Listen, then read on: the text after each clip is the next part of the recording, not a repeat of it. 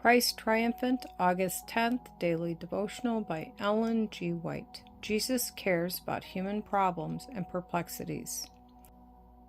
The governor of the feast called the bridegroom, and saith unto him, Every man at the beginning doth set forth good wine. And when men have well drunk, then that which is worse, but thou hast kept the good wine until now. John chapter 2, verses 9 and 10. And please read John chapter 2, verses 1 through 11. Thank you. The joyous festivities of a Jewish wedding were preceded by solemn religious ceremonies. In preparation for their new relationship, the parties performed certain rites of purification and confessed their sins. A most interesting part of this ceremony took place in the evening, when the bridegroom went to meet his bride and bring her to his home. At the house of the bride, a company of invited guests awaited the appearance of the bridegroom. As he approached, the cry went forth, Behold, the bridegroom cometh, go ye out to meet him.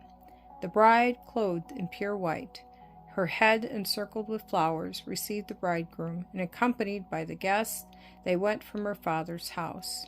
By torchlight, with impressive display, with sounds of singing and instruments of music, the procession slowly proceeded to the house of the bridegroom, where a feast was provided for the guests.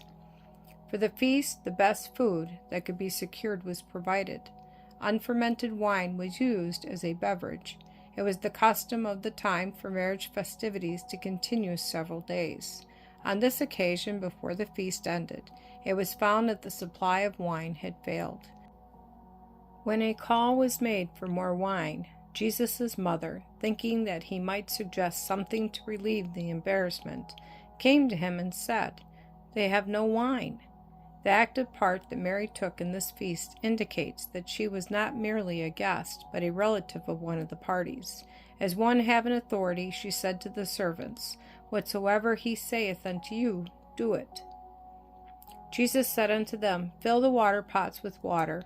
And they filled them up to the brim. And he saith unto them, Draw out now, and bear unto the governor of the feast. The actions of Christ at this time was left on record for all ages, that we might see that Christ did not fail even in such a perplexity as arose on this occasion. Yet he never worked a miracle to help himself. A few days before this, he had refused to satisfy his own hunger by changing a stone into bread at Satan's suggestion.